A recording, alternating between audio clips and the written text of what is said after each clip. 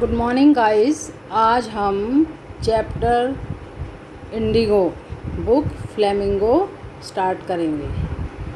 ये महात्मा गांधी जी के आंदोलन के बारे में हमें बताता है। ये इंडिगो क्रॉप है जो कि आप इस चैप्टर में पढ़ोगे।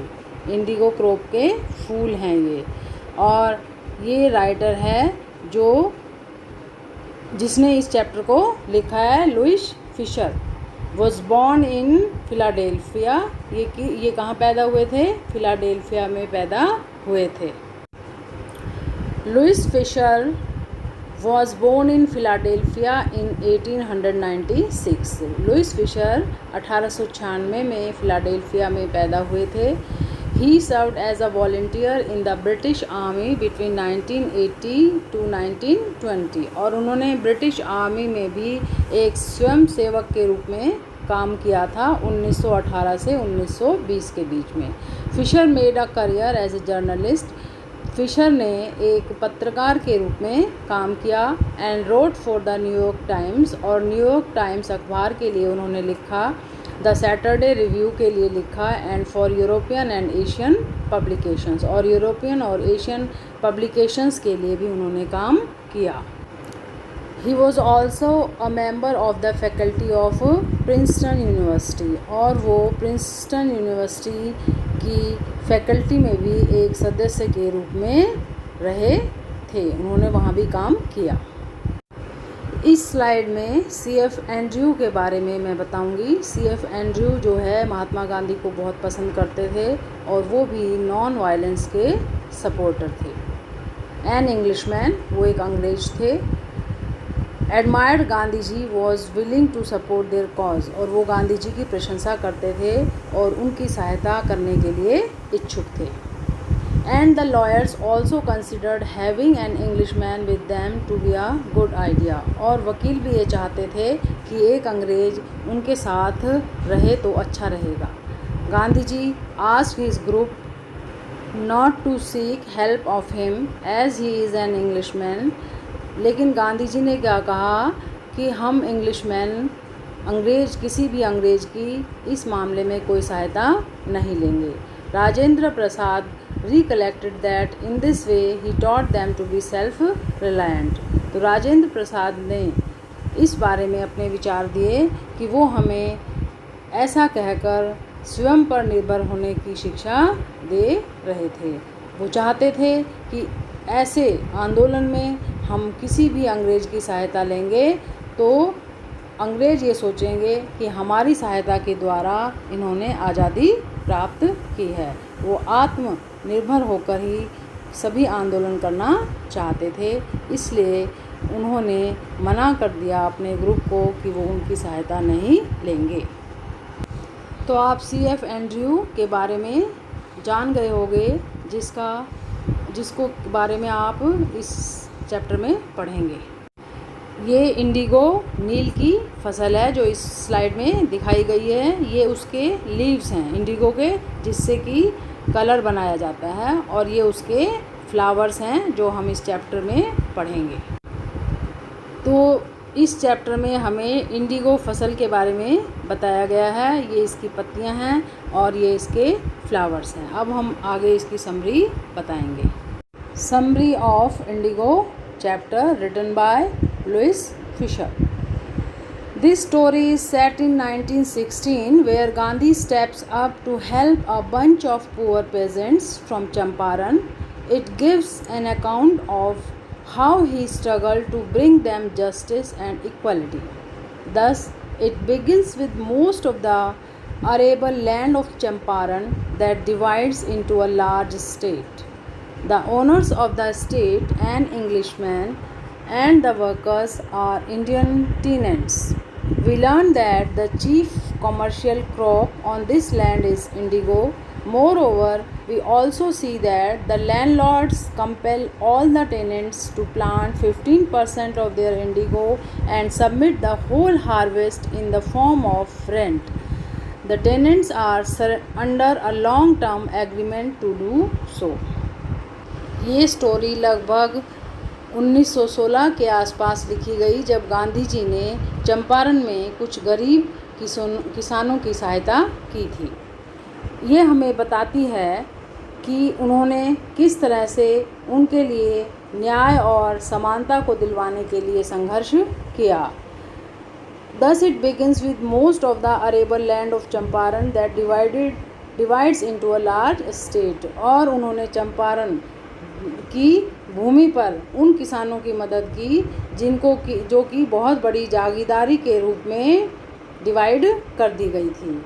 जो मालिक थे उस एस्टेट के वो अंग्रेज़ थे और उन्होंने उन वर्कर्स को जो कि उन खेतों पर काम करते थे वो भारतीय काश्तकार थे, उनको वो किराए पे ज़मीन देते थे। We learn that the chief commercial crop on this land is indigo। और हमें पता लगता है इस लेसन को पढ़ के कि जो व्यापारिक फसल थी उस धरती पर वो इंडिगो नील की फसल थी। Moreover, we also see that the landlords compel all the tenants to plant 15% of their indigo। और जो मालिक थे वो किसानों से ज़बरदस्ती 15% इंडिगो उसकी फसल को बोने के लिए कहते थे और वो सारी फसल उनको किराए के रूप में देने के लिए कहते थे। The tenants are under a long term agreement to do so. और उन काश्तकारों को एक लंबे समय के लिए ये एग्रीमेंट अंग्रेज़ों से करना पड़ा था। इसके खिलाफ गांधी जी ने उनकी मदद की थी। However, Germany starts developing synthetic indigo। अब जर्मनी ने भी इंडिगो जो है सिंथेटिक इंडिगो बनाना शुरू कर दिया था। Thus the British do not require the indigo crop anymore। इसलिए अब अंग्रेज़ों को इंडिगो फसल की आवश्यकता नहीं रही थी। Thus in order to release the poor peasant from this agreement of 15%, they start demanding compensation। इसलिए उन्होंने अब उन गरीब किसानों को इस एग्रीमेंट के लिए 15% कंपनसेशन के रूप में देने के लिए कहा। While some of the uneducated peasants agreed on this, the other did not agree। कुछ किसान जो शिक्षित नहीं थे वो इस एग्रीमेंट से सहमत हो गए, लेकिन जो दूसरे किसान थे वो इससे सहमत नहीं हुए। Thus we notice that one of the sharecroppers, Rajkumar Shukla, arranges for a meeting with Gandhi. और राजकुमार शुक्ला ने गांधी जी से उनकी मीटिंग करवाई जो शेयर क्रॉपर्स थे उन सभी किसानों की। राजकुमार शुक्ला गांधी जी से मिले और उन्होंने उनको चंपारण आने के लिए बोला। ये इंडिगो से ये कलर बनाते हुए दिखाया गया है। ये इंडिगो कलर है, नील रंग इसको कहते हैं। इससे जीन्स वगैरह बनती हैं। जीन्स वगैरह का जो कलर होता है वो ये कलर है जो कि इससे बनाया जाता था। इसीलिए अंग्रेज़ इसकी खेती यहाँ पर करवाते थे। अब क्योंकि जर्मनी ने सिंथेटिक इंडिगो बनाना शुरू कर दिया था तो अंग्रेज़ों को इस फसल की आवश्यकता नहीं रही थी इस कलर को बनाने के लिए। ये राजकुमार शुक्ला जी हैं जिन्होंने गांधी जी से शेयर क्रॉपर्स की मीटिंग करवाई थी। He meets him for the same issues and insists Gandhi to visit the place to end the long-standing injustice। वो गांधी जी से इसी मामले के लिए मिले और गांधी जी को इस स्थान पर आने के लिए कहा और इस लंबे समय से चल रहे अन्याय के विरुद्ध संघर्ष करने के लिए भी कहा। Gandhi ji agrees and boards a train to Patna in Bihar. Gandhi ji इससे सहमत हुए और उन्होंने ट्रेन में पटना के लिए चल पड़े। बिहार में पटना है उस स्थान के लिए। After that Rajkumar Shukla helps Gandhi visit the house of Rajendra Prasad. उसके बाद राजेंद्र कुमार शुक्ला जी गांधी जी को राजेंद्र प्रसाद जी के घर पर ले गए जो कि एक लॉयर थे, वहाँ पर एक वकील थे। As Gandhi dresses simply the servants thought of him to be a poor peasant. क्योंकि गांधी जी ने बहुत ही साधारण से वस्त्र पहने हुए थे, इसलिए राजेंद्र प्रसाद के नौकरों ने ये समझा कि वो भी एक गरीब किसान हैं। गांधी जी ने किसानों के साथ मीटिंग की, ये आप स्लाइड में देख रहे हैं। महात्मा गांधी ने किसानों को संबोधित किया और उनके लिए संघर्ष किया। ये सभी तस्वीरें आप उनकी खेतों की देख रहे हैं। गांधी जी उनके साथ बातचीत कर रहे हैं।